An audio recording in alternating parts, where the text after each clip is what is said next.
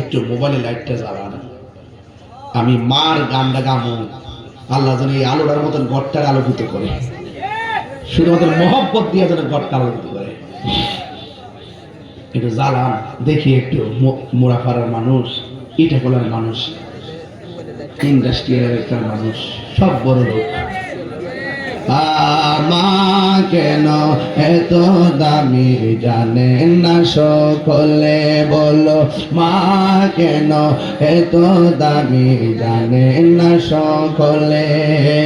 জানতো যদি পড়তো দেখে কোরআন হাদিস খুলে, একটি হজের সওয়াব মিলে, একটি মাকে একবার দেখিলে। মা কেন এত দামি জানেন না সকলে, বলো মা কেন এত দামি জানেন না সকলে। 2 বছর পান করালো মায়ের বুকের দুধ, কোলে পিঠে নিয়ে আমায় দিতেন কত সুখ।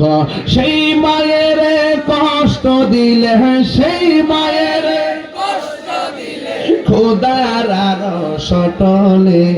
মা কেন এত দামি জানেন না সকলে। মায়ের প্রসবের কালে কত কষ্ট পাই, বেঘোষ হইয়া পরে মায়ে আপন বিছানায়। ওর সন্তানের নিয়া কোলে, সন্তানের কোলে প্রসব ব্যথা বলে। মা কেন এত দামি জানেন না সকলে। জোরে জোরে কি আল্লাহু আকবার বলা যাবে না? আর জবান গুলো কোন আল্লাহ, 3 বার কোন ইয়া রাসূলুল্লাহ।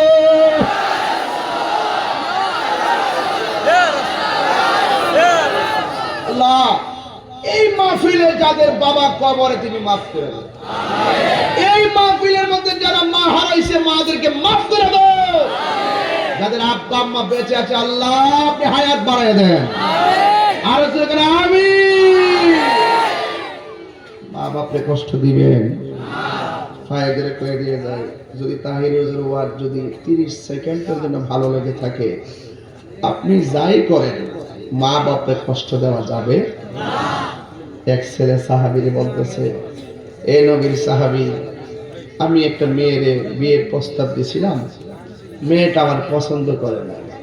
একটু পরে মেয়েটাকে আরেকজনের প্রস্তাব দিয়েছে, মেয়েটা শুধু পছন্দই করে নাই বরং তার সাথে বিয়ে হয়ে গেছে। আমি রাগ করে মেয়েটারে মাইরা ফেলাইছি। ও নবীর সাহাবী, আমার কি গুনাহ, আমার কোনো তওবার দরজা কি আছে? তখন সাহাবী বললেন, তোমার আম্মা আছে কিনা? আরেক সাহাবী কয়, হে নবীর সাহাবী, সে বলছে এটা খুন করছে, আপনি ভালো মন্দ বলবেন, এটার সাথে মা আছে কিনা এর সম্পর্ক কি? সাহাবী ডাক দিয়ে করে, হে যে অন্যায় করছে, এই অন্যায়ের পরিপ্রেক্ষিতে মা যদি সন্তান লাগে আল্লাহর কাছে কর, এই দোয়ার মাঝখানে কোনো পর্দা থাকে না। বুঝছেন কি বলছি? মার দোয়া সন্তানের ভাগ্য পরিবর্তন হয়, মায়ের দোয়া সন্তান উলি হয়। হয় কি হয় না? তাহলে মা বাপরে কষ্ট দিয়া যদি আপনি আমার সামনে বসে ওয়াজ শুনে লাভ হইব? শুধু এইটা না, আপনি খানায় খা বাদ গেল। আমি দেখি যে কিশোর বয়সের গুলা পারলি মার